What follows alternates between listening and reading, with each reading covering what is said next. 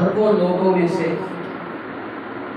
منتخب کر لیا کہ آپ نے میرے محبوب کا ذکر کرنا بھی ہے، سننا بھی ہے، سنانا بھی ہے۔ سبحان اللہ۔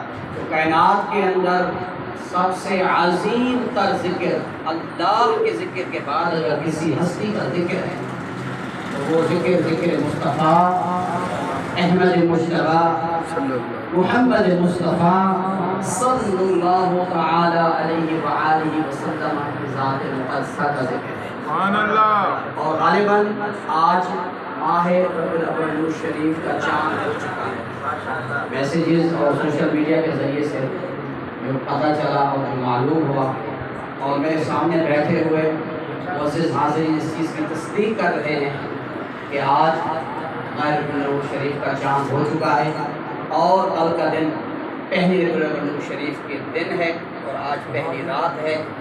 تو میں حاضرین کے علماء کرام کی اجازت سے مختصر کتاب ہے کیونکہ ٹائم کی نوعیت کو دیکھتے ہوئے پہلے میرے 2-3 اعلان سماعت فرما لیں، شاید بعد میں دعا کے بعد پھر ٹائم نہ ہو۔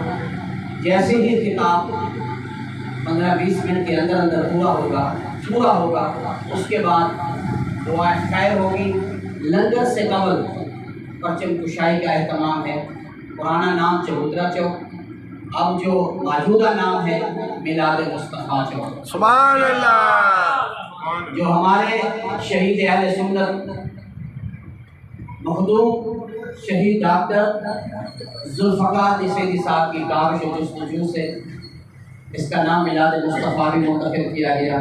یہاں پر پرچم کشائی کا بھی اہتمام کیا گیا اور کئی سالوں سے اس چیز کا چل رہا ہے، اور انشاءاللہ تبارک و تعالیٰ آج مخدوم صاحب ہمارے درمیان نہیں، کل شاید ہم نہ ہوں، جو میرے سامنے معزز بیٹھے ہوئے سے ان میں سے بھی کوئی نہ ہو، لیکن دعا ہے رب العزت کی بارگاہ میں یہ جو سلسلہ شروع ہوا ہے انشاءاللہ اللہ کے فضل و کرم سے محبوب کریم علیہ السلام کی نظر عنایت سے قیامت تک یہ سلسلہ باقی انشاءاللہ۔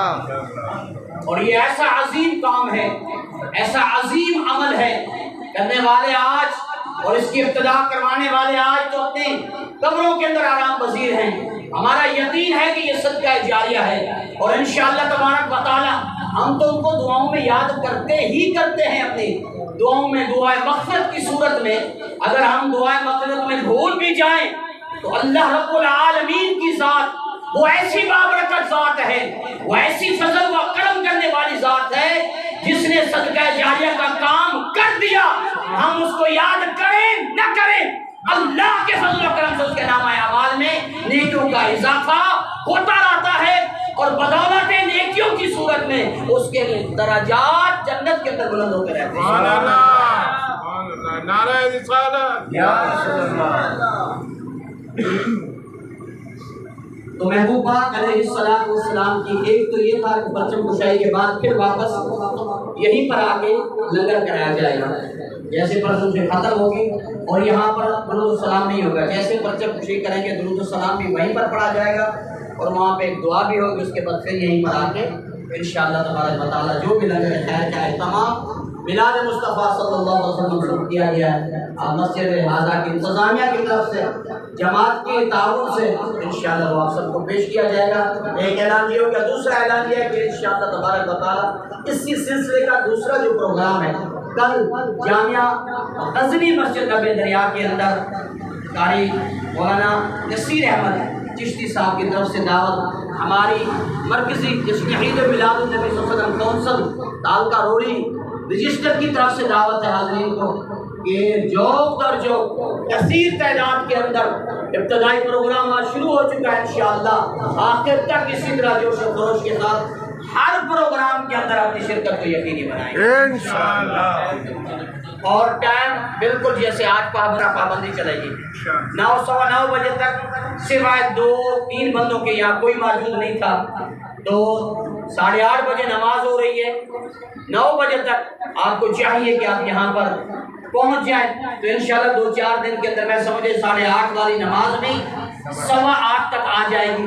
پھر کچھ دنوں کے بعد انشاءاللہ اسی ربیع الاول شریف کے مہینے کے اندر 15 کے بعد یا 20 کے بعد انشاءاللہ یہ شاید 8 بجے بھی ہو جائے تو وقت کی پابندی کریں گے. 11 بجے سے قبل پروگرام کا اختتام ہو جایا کرے گا.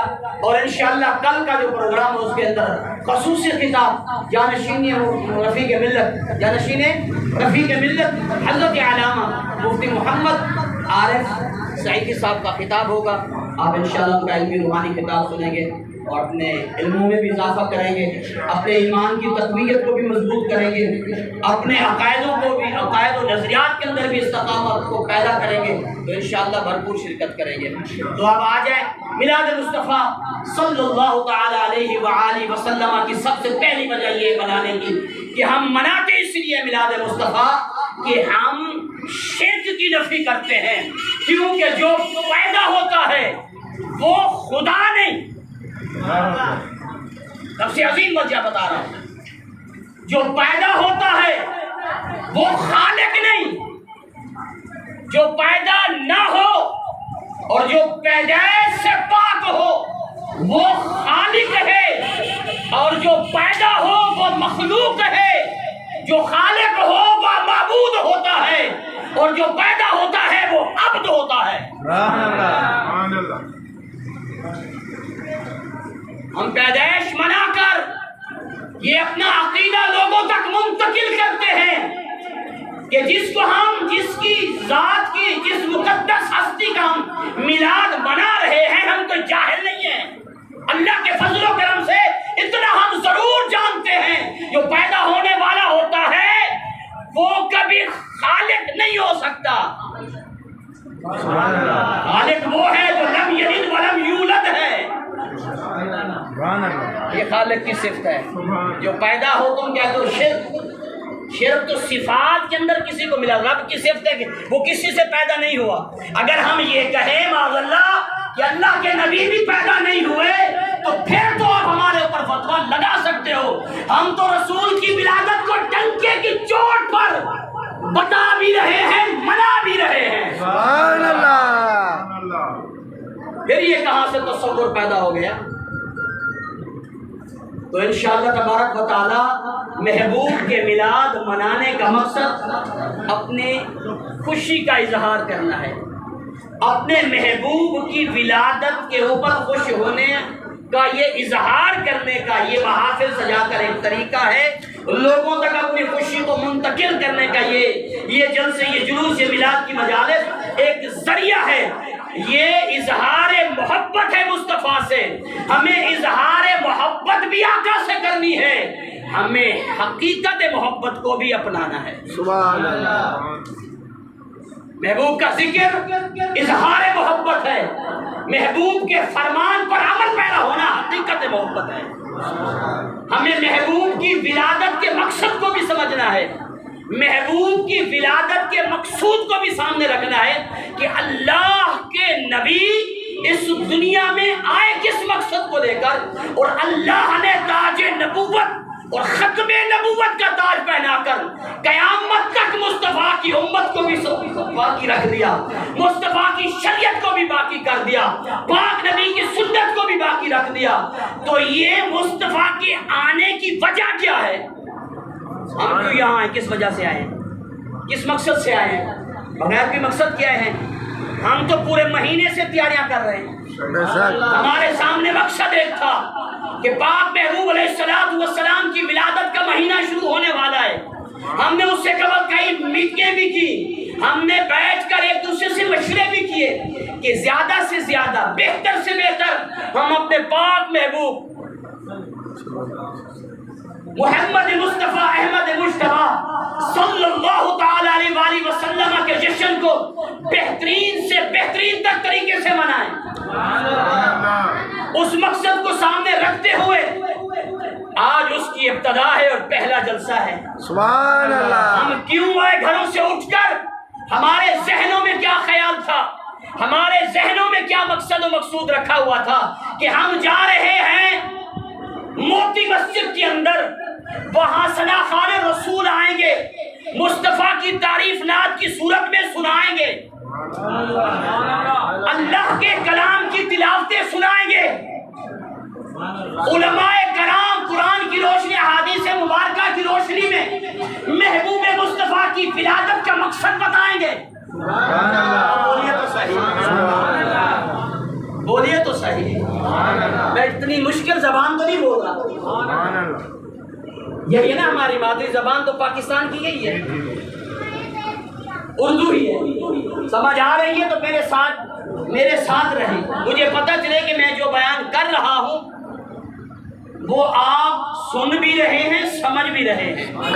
سبحان اللہ۔ تو ہم نے ولادت کی خوشی منانے کے ساتھ ساتھ مقصد ولادت کو بھی بیان کرنا ہے کہ میرے اور آپ کے پاک محبوب علیہ السلام کی ولادت کا مقصد کیا ہے۔ سب سے پہلا مقصد مصطفیٰ کریم علیہ السلام کا دنیا میں آنے کا، اور اس سے قبل کم و پیش 1,23,999 انبیاء کا آنا بھی یہی مقصد تھا، اور اس تمامی مقصد کی تکمیل کے لیے میرے مصطفیٰ ختم نبوت کا تاج پہن کر آئے، اور جب آئے سارے مقاصد پورے ہو گئے۔ اور یہ مقصد قرآن میں رب نے بیان کیا، جائے محبوب آج کے دن ہم نے آپ پر دین کو مکمل کر دیا۔ اور اس دین کی سب سے پہلی وجہ اور مقصد و مقصود انبیاء کے آنے کا رب کا تعارف، رب کے ہونے کا یقین لوگوں کے دلوں میں پیدا کرنا، رب کی یکتائی کو منوانا، رب کی وحدانیت کو منوانا، رب کی محبوبیت کو منوانا۔ یا کوئی ہے دوسرا معبود؟ کوئی نہیں ہے۔ مر سکتے ہیں، کٹ سکتے ہیں، لیکن انشاءاللہ تبارک و تعالی خدا کی ذات کے علاوہ، اللہ رب العالمین کی ذات کے علاوہ جس رب کے ہونے کی پہچان ہمیں پاک محبوب نے عطا کی ہے، جس رب کی عبادت کا طریقہ مصطفیٰ نے سکھایا ہے، جس رب کو معبود ہونا مصطفیٰ نے بتلایا ہے، ہم اس رب کے علاوہ کسی غیر اللہ کے سامنے جھک نہیں سکتے، کٹ سکتے۔ جب ہمارا بنیادی عقیدہ یہ ہے، غیروں سے سنا تم نے، غیروں سے کہا تم نے، کبھی ہم سے سنا ہوتا، کبھی ہم سے کہا ہوتا۔ اپنے ممبروں پہ بیٹھ کے فتوے جاری، ہمارے ساتھ تو آ کے بیٹھو، ہم سے تو پوچھو کہ ہم نبی پاک علیہ السلام کی ذات مقدسہ کے لیے کیا نظریات رکھتے ہیں، ہمارا کیا عقیدہ ہے مصطفیٰ علیہ السلام کی ذات پاک کے لیے۔ تم بیٹھ کے اپنی طرف سے تشریحات کر کے، معنی کر کے لوگوں کے دلوں میں ایک نظریے کا بغض پیدا کرنے کی کوشش کرتے ہو، لیکن اس فقیر کا عقیدہ یہ ہے جن کے دلوں میں مصطفیٰ کی عقیدت و محبت ہے، مجھے اللہ کی عزت کی قسم ان کے دلوں میں کبھی کوئی بغض پیدا کر ہی نہیں سکتا۔ نعرہ رسالت، نعرہ حیدری۔ یہ دو چیزیں اکٹھی کبھی ہو ہی نہیں سکتی۔ کبھی آپ نے دیکھا کہ رات دن اکٹھے ہو سکتا ہے ایسا؟ سچ اور جھوٹ اکٹھے ہو جائیں، سردی اور گرمی اکٹھی ہو، کبھی ایسا نہیں ہوا۔ اور کبھی بھی مومن کے دل میں بغض و محبت اکٹھی نہیں ہو سکتی، مومن کے دل میں ایمان اور کفر اکٹھا نہیں ہو سکتا۔ جن کے دلوں میں مصطفیٰ کی محبت ہے ان کے دلوں میں کبھی بھی تم ایسے خوبصورت چہرے رکھنے والے علماء کے لیے غلط نظریہ یا غلط بغض پیدا کر ہی نہیں سکتے، جو کچھ کرتے رہو، کیونکہ ان کے چہرے چمکنے کی وجہ علم نہیں، مصطفیٰ کی محبت ہے۔ وہ ہم سے زیادہ علم رکھتے ہیں، شاید رکھتے بھی ہوں گے، لیکن ہمیں علم پہ ناز نہیں، مصطفیٰ کی نسبت پر ناز ہے۔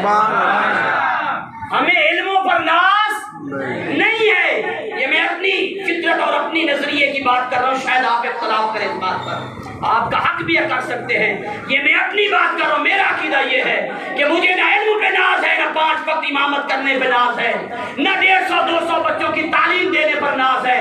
ہاں ضرور اس کو ذریعہ کامیابی کا سبب رب کی رحمت کے، لا تقنطوا من رب کی رحمت سے نا امید نہ ہو، رب کی رحمت کو سامنے رکھتے ان کو ذریعہ ضرور سمجھتا ہوں، لیکن اس پہ فخر نہیں کرتا۔ اگر اس فقیر کا کسی چیز پر فخر و ناز ہے تو وہ مصطفیٰ کا امتی ہونے پر بھی ناز ہے اور مصطفیٰ کی نسبت پر محبت پر ناز ہے۔ سبحان اللہ، نعرہ تکبیر، نعرہ رسالت۔ میرے کریم آقا کے آنے کا مقصد پہلا سنیں، میرے آقا کریم علیہ السلام کے آنے کا پہلا مقصد سنیے کہ اللہ کے نبی دنیا میں آئے، کیا اس امت کو بتلانے آئے؟ میں نے پہلے کہا توحید، رب کی پہچان، رب کا تعارف، رب کی حقیقت، دین اسلام کی پہچان، اپنی نبوت کا اقرار اور نبوت کا ختم نبوت کا، إِنَّهُ لَا نَبِيَّ بَعْدِي، أَنَا خَاتَمَ النَّبِيِّينَ لا نبی بعدی، میں آخری نبی ہوں، میرے بعد قیامت تک جو سر اٹھائے اس کا سر کچل دو، جو سر اٹھائے اس کا کچل دو، من سبا فاقتلوہ، جو پاک نبی کی حرمت کے اوپر، پاک نبی کی ناموس کے اوپر حملہ کرے تو میرے کریم آقا نے کہا ہے میں اس کو اجازت دیتا ہوں کہ اس کو قتل کر ڈالو، چاہے وہ خانہ کعبہ کے غلیف میں کیوں نہ جا کے پناہ لے، وہیں سے کھینچ کر مار ڈالو۔ اللہ اکبر، اللہ اکبر۔ میرے کریم آقا کے آنے کا مقصد سنیے، بس یہ مقصد سن کر اس کے اپنے مضمون کو، اپنے خطاب کو، اپنے پچھلی بند کرنے کی طرف چل رہا ہوں میں۔ پہلا مقصد مصطفیٰ کے کریم کے آنے کا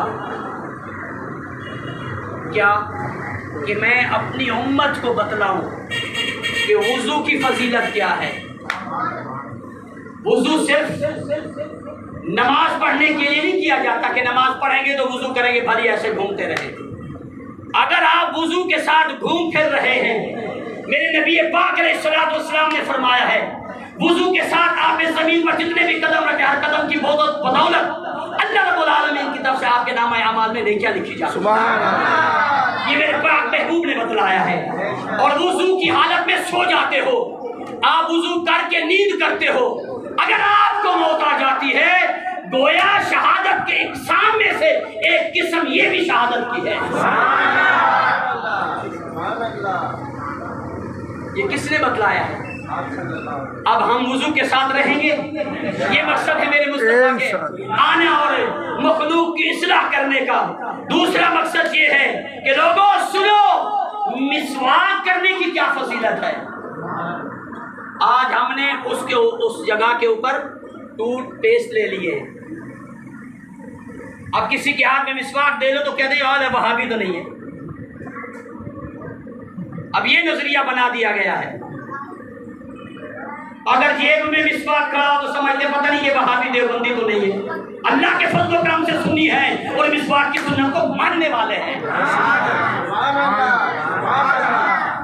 5 وقت نماز کے اوپر وضو کی حالت میں، وضو سے قبل، وضو کے دوران جو شخص مسواک کی پابندی کرتا ہے، یہ میرے مصطفیٰ کا مقصد آنے کا، یہ صرف ایک حدیث کا مفہوم بتاتا جا رہا ہوں۔ میرے پاس 40 باب ہیں مختلف فضائل کے اوپر۔ اپنی زندگی کا ہر نماز، 5 وقت نماز کے وضو میں یہ مسواک کرنا لازم مظلوم کر لیتا ہے۔ میرے مصطفیٰ نے کہا مجھ سے تصدیق کر لے، تصدیق لے لے، مرتے دم تک ان کے منہ میں نہ بدبو آ سکتی ہے، نہ دانت ٹوٹ سکتے ہیں۔ اب تجربہ کوئی کرے تو پتہ چلے، لیکن مصطفیٰ کا فرمان سچا، پاک نبی کا فرمان حق، میرے نبی کا فرمان حق۔ اب اگر کسی نے نہیں پڑھا تو وہ اور بات ہے، اگر کسی نے پڑھا ہے تو میری تصدیق کرتے چلے۔ یہ تو چھوٹی چھوٹی باتیں بتائیں، وہ پوری 10-10 20-20 حدیثیں ہیں ایک ایک فضائل کے اوپر، مسواک کے اوپر کی 20 حدیثیں میرے مصطفیٰ نے فضائل میں بیان کی ہیں۔ تیسرا مقصد اذان کہنے کی فضیلت۔ سبحان اللہ۔ ان مقاصد کی طرف آئے نا اور لوگوں کو راغب کریں کہ اذان کا کیا مقصد ہے۔ آؤ سنو، میرے مصطفیٰ کریم علیہ السلام نے فرمایا جو شخص خدا کی رضا کے لیے 7 سال تک بغیر کسی معاوضے کے آذان مسجد کی دیتا ہے، اللہ رب العالمین اس سے جہنم کی آگ حرام کر دیتا ہے۔ اللہ اس پر جہنم کی آگ کیا کر دیتا ہے؟ حرام کر دیتا ہے۔ 7 برس تک، 7 سال تک جس شخص نے اللہ اس کی رسول کی رضا کی خاطر مسجد میں 5 وقت آذان بلند کرتا رہا، اللہ رب العالمین اپنی طرف سے اس کو یہ انعام عطا فرماتا ہے، اور دنیا میں ہی اس کو یہ بشارت مل جاتی ہے کہ تم پر اللہ نے جہنم کی آگ حرام کر دی۔ سبحان اللہ۔ اب اس میں بھی کوئی 10-20 حدیثیں ہیں، یہ ایک ایک حدیث۔ اب آ جائیں چوتھا مقصد میرے مصطفیٰ کریم صلی اللہ علیہ وسلم کے آنے کا۔ اے محبوب ان کو بتاؤ باجماعت نماز پڑھنے کی کیا فضیلت ہے۔ یہ چوتھا مقصد میرے کریم آقا صلی اللہ علیہ وسلم کے آنے کا۔ اے میرے محبوب ان کو بتاؤ کہ انفرادی نماز اور با جماعت نماز پڑھنے میں کیا فرق ہے اور اس میں ثواب میں کتنا فرق ہے۔ فرمایا اکیلی انفرادی نماز پڑھنے میں ایک ہی نماز کا ثواب ہے۔ کتنی نمازیں؟ ایک۔ اور فرمایا با جماعت نماز پڑھنے سے 25 گنا، اور آپ نے مشہور و معروف سنا 27 گنا، 27 نمازوں کا یا 27 گنا، اور اس حدیث مبارکہ میں 25 بھی آیا ہے اور اگلی حدیث مبارکہ کے اندر 27 گنا بھی آیا ہے، اس کے بعد 40 گنا بھی آیا ہے۔ اب یہ 25، 30 اور 40 کا مقصد کیا سمجھے ہم؟ جس کے دل میں جتنا اخلاص ہوگا، نیکیوں کا دار و مدار اخلاص کے اوپر ہے، نیکیوں کا دار و مدار اخلاص کے اوپر ہے۔ ہم جس بھی نیکی کو جتنی اخلاص کے ساتھ کریں گے اس نیکی کے اندر اتنا ہی زیادہ ثواب اجر ملے گا، اس کے اندر اتنا ہی زیادہ ثواب اجر ملے گا۔ اب آ جائیں میرے مصطفیٰ کریم علیہ السلام کے مقصد 5واں۔ فرمایا اے محبوب ان کو بتاؤ جمعے کی فضیلت کیا ہے۔ جمعے کی فضیلت کیا ہے؟ جمعے کی فضیلت کیا ہے؟ قرآن مجید فرقان حمید کے اندر ایک آیات مبارکہ ہے سورہ جمعہ کے اندر، یا ایھا الذین آمنوا اذا نودی للصلاۃ من یوم الجمعہ، اے ایمان والو جب تم نماز جمعہ کی ندا کو سنو، یعنی اذان آئے سنو، تو آپ کیا کرو؟ خرید و فروخت چھوڑ دو اور نماز یا مسجد کی طرف دوڑ پڑو۔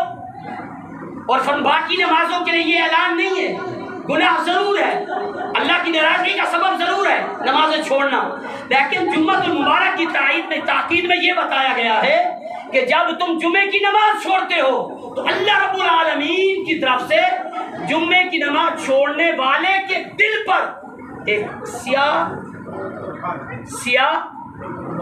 نقطہ لگا دیا جاتا ہے، اور جب آپ اگلا جمعہ چھوڑتے ہو اس کو پھر بڑھا دیا جاتا ہے، پھر تیسرا، پھر اگر اس طرح آپ جمعے چھوڑتے چلے جاتے ہو تو ایک وقت آتا ہے آپ کا دل سیاہ ہو جاتا ہے اور اللہ آپ کو پھر مرتے دم تک شاید توفیق جمعے کی دے ہی نہ۔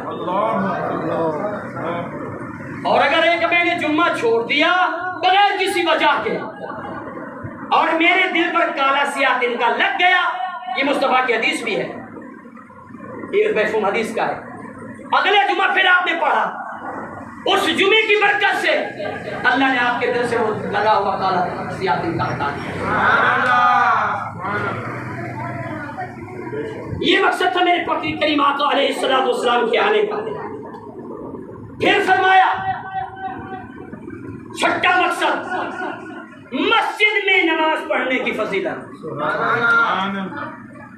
अब घरों में मुसल्ले बिछ गए हैं, किसी को किसी मौलवी से नहीं लगती तबीयत, किसी को किसी वजह से नहीं लगती, बगैर किसी वजह के घरों में मुसल्ले बिछा के, अगर बगैर किसी वजह के अगर कोई शख्स घर में मुसल्ला बिछा के नमाज पढ़ता है, मेरे पाक नबी सल्लल्लाहु अलैहि वसल्लम उसकी नमाज अल्लाह रब्बुल आलमीन की बारगाह में कबूल नहीं है, बगैर किसी वजह के। मसाजिद सजदा का है, यहाँ आओ फर्ज पढ़ो, बाकी नमाज घरों में जाके पढ़ो। अब 7वां फरमाया बाजमात नमाज दस्तार के साथ पढ़ने की क्या फजीलत है। नमाज सर नंगे भी हो जाती है, टोपी के साथ भी हो जाती है, दस्तार के साथ भी हो जाती है, लेकिन मदे मुकाबिल टोपी और पगड़ी के साथ नमाज पढ़ने में क्या फर्क है। फरमाया अगर बाजमात इंसान टोपी सर ढांप के नमाज पढ़ रहा है, उसे 25 या 27 गुने ज्यादा सवाब मिल रहा है, और उसके मुकाबले में एक शख्स सर पर दस्तार बांध कर नमाज पढ़ रहा है, तो यूं समझ लो जिसको 27 या 25 गुने सवाब मिल रहा है, उसको उससे दुगना सवाब मिल रहा है। सुभान अल्लाह। ये किसने बताया? नबी पाक सल्लल्लाहु की विलादत हुई, उसकी बरकत से सब कुछ पता चला। ये थे मकसद मेरे पाक नबी के इस दुनिया में आने के। ये तो मैं सिर्फ इशारतन बातें करके आगे निकलता जा रहा हूँ, इंशाअल्लाह आगे मौका फराहम करते चले जाएंगे। जो बातें मैं बता रहा हूँ इस पर पूरे बाप की 8-10 हदीसें आपके सामने बयान करूँगा। अब 8वां नफल की फजीलत क्या है, ये मेरे पाक नबी के आने का मकसद। ज़कात देने की फजीलत क्या है, ये 9वां और 10वां सदका देने की फजीलत क्या है, ये महबूब की विलादत की बरकत से सब कुछ हमें पता चला। ये है मकसद मेरे पाक नबी के आने का। इन मकसद और मकसूद को तो बयान करें हम 20 साल से एक ही बात बयान करते आ रहे हैं कि नबी पाक अलैहिस्सलातु वस्सलाम की यूं विलादत हुई। मुझे अल्लाह की इज्जत की कसम है, जो कुछ मैंने सुना है मुस्तफा की विलादत पर मौजूद, उन सब पर मैं सर आंखें बंद करके यकीन रखता हूँ। और बच्चे को पता है कि पाक नबी अलैहिस्सलाम की विलादत जैसी ना इससे कबल किसी की विलादत हुई है, ना इसके बाद आज तक किसी की ऐसी विलादत हुई है, और हमारा यकीन है और ईमान है कि ना ये ऐसी विलादत क़यामत तक किसी की हो सकती है। ये तो हमारी बुनियादी अकीदा है। अब आए मकसद की तरफ आए, लोगों को राग़िब करें नमाजों की तरफ, लोगों को राग़िब करें सच्चाई की तरफ, लोगों को राग़िब करें हक की तरफ, लोगों को बताएं कि वालिदैन के हुकूक क्या हैं। ये है मेरे पाक नबी के आने का मकसद बताना। ये है मेरे महबूब के आने का मकसद कि लोगों को बताएं हलाल और हराम में फ़र्क क्या है, झूठ और सच में फ़र्क क्या है, बड़े और छोटे में फ़र्क क्या है, पढ़े लिखे और अनपढ़ में फ़र्क क्या है। ये है सारे मकसद और मकसूद। फरमाया इज्तिमाई दुआ की फजीलत क्या है, ये 13वां मकसद। फिर 15वां मकसद इस्तग़फ़ार की तौबा क्या है। मेरे मुस्तफ़ा करीम अलैहिस्सलातु वस्सलाम ने फरमाया कि जो शख्स गुनाहों के बाद इस्तग़फ़ार कर ले, अल्लाह रब्बुल आलमीन उसके गुनाहों को इस तरह मुआफ़ फरमा देता है। ये एक ही हदीस बयान कर रहा हूँ, जो गुनाह करने के बाद अल्लाह के खौफ में और निदामत में आकर उस निदामत का नाम ये असल में दर हकीकत तौबा है। निदामत का नाम ही क्या है, तौबा है। और अपने गुनाह पर जो निदामत हो जाए, दिल में मलाल पैदा हो जाए, ये है तौबा की पहली कड़ी। और रब की बारगाह में रुजू कर ले, मौला ये मुझसे खता होगी तेरी नाफरमानी, आगे तू मुझे महफूज रख और आइंदा ऐसे काम से मुझे बचा, ये हो गया मुझे माफ कर, आइंदा नहीं करूंगा, मैं कोशिश करूंगा। मेरे पाक में ने बिशारत दी, अल्लाह उसके गुनाहों को यूं माफ फरमा देता है गोया कि माँ के पेट से भी पैदा हुआ है।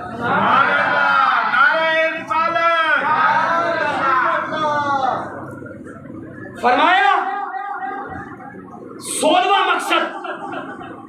आधे घंटे का टाइम था, 20 पे बैठे, 25 मिनट हो चुके हैं, ठीक है।